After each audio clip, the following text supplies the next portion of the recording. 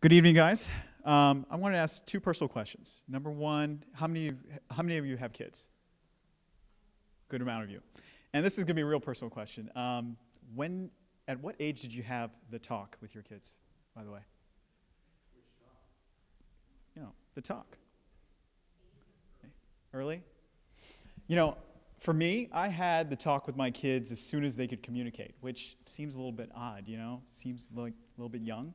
But the talk I'm talking about is the food talk.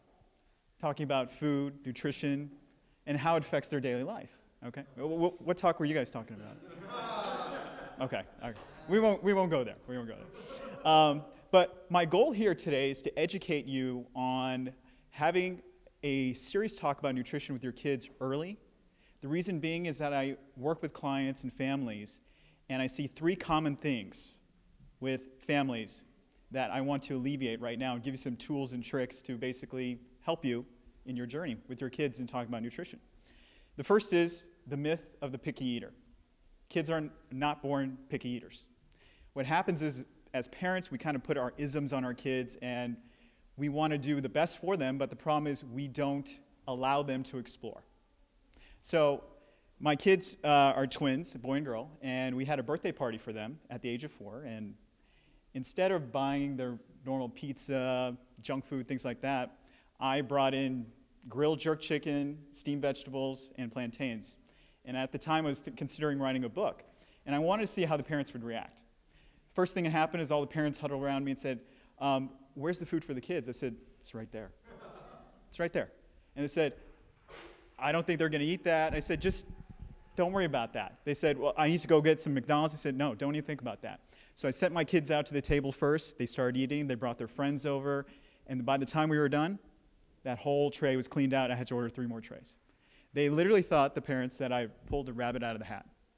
I said, I just allow them to basically try new things and not be picky. But make no mistake, picky eaters are created because we listen to our parents, how they did things, and we just don't allow ourselves to let our kids be kids.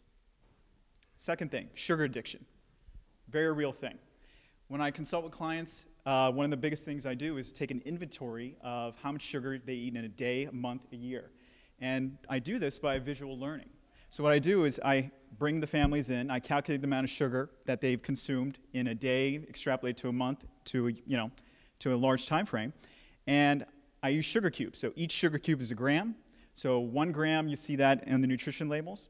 And then what I do is I ask the kids to put the sugar into these little cups for breakfast, lunch, and dinner. By the time we're done with the session, what we find is that the amount of sugar they've consumed in a day, extrapolate to a week, to a month, is insane. And they really get an understanding of we're eating way too much sugar. So education, reading nutrition labels, and sugar addiction is very real.